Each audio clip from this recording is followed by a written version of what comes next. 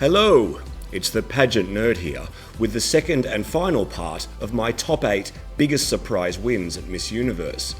To recap numbers 8 through 5, here's who I selected. Who'll be in the top 4? Stick around and find out.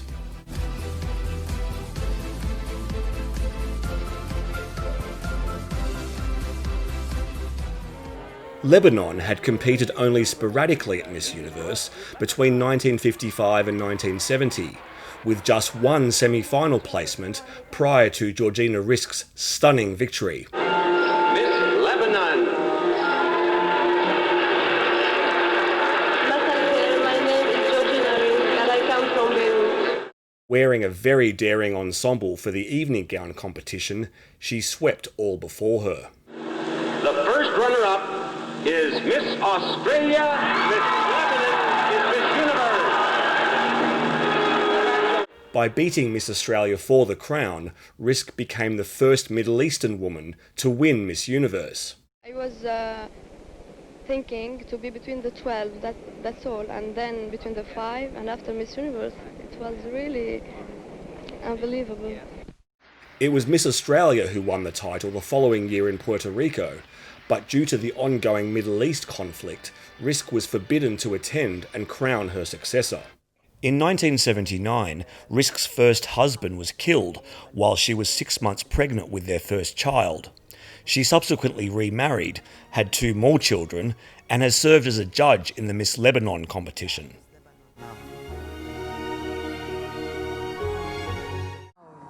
Live from Trinidad and Tobago, the 48th annual Miss Universe pageant. In 1999, Botswana was making its long-awaited debut at Miss Universe, having first competed at Miss World in 1972.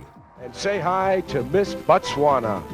Armed with her own Miss World experience in 1997, Mpule Kwelahobe arrived in Trinidad and Tobago, ready to shock the pageant universe. Botswana!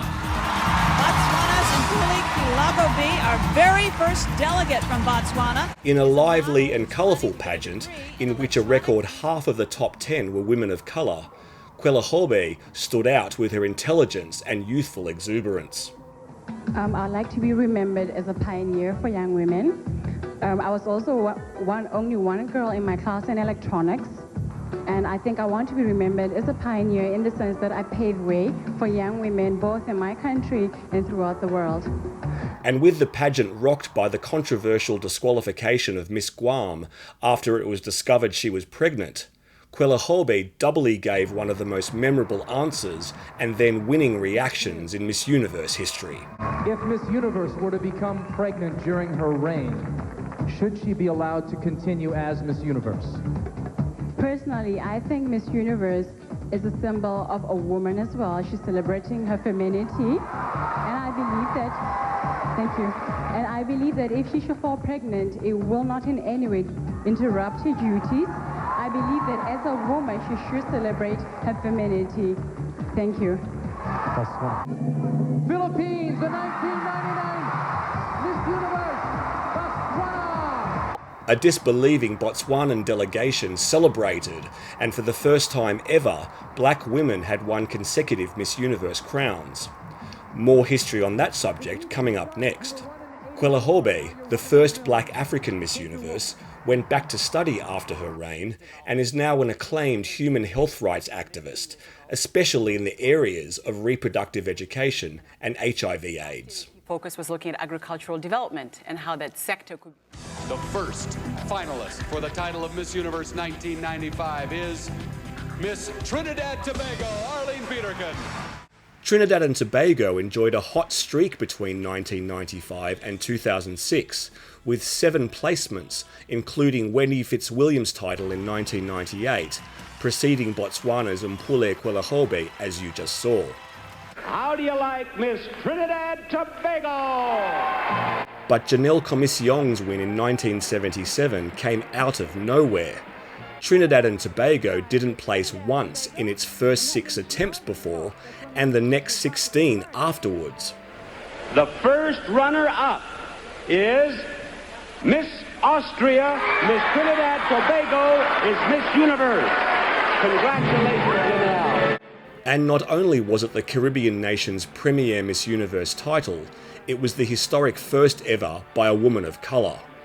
In wonderful scenes, you can see the joy of her fellow contestants in the background, well aware of the win's significance. And your bouquet. I don't call it the first person of color, because people say the first black person, yes, but I call it the first person of color. Yeah, I was the first. It was not Botswana, nor was it Miss India. It was Miss Trinidad and Tobago. During her reign, Commission appeared on the legendary Tonight Show starring Johnny Carson and fought for black rights. More recently, she served as chair for the Trinidad Tourism Board. Curiously, while Commission's breakthrough win came in the late 1970s, it was another 13 years in 1990 before Miss USA, also owned by the Miss Universe organisation, crowned its first African-American winner, Carol Gist. Although eventual Oscar winner Halle Berry came ever so close in 1986.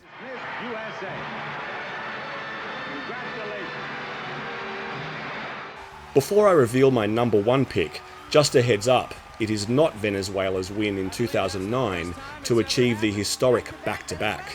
While yes, that was a surprise of sorts, my focus today is on less favoured countries that won their first title.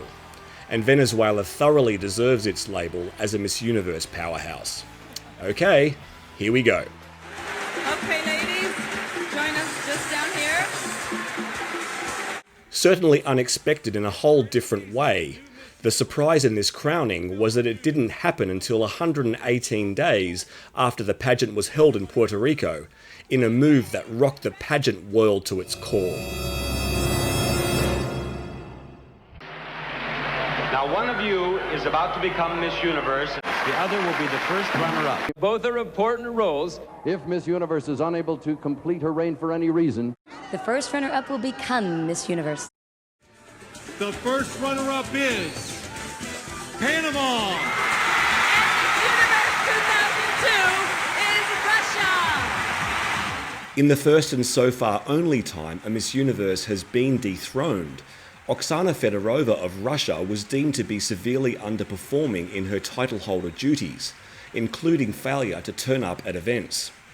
More specific details were not forthcoming from the Miss Universe organisation or its former owner.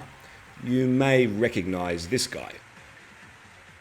To add intrigue to the saga, Fedorova claimed at the time that she resigned, due to differences in mentality between her and the Miss Universe organisation and a desire to return to her studies.